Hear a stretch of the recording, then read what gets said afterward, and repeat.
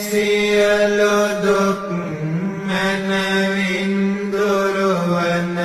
මේ සිරි සදහම්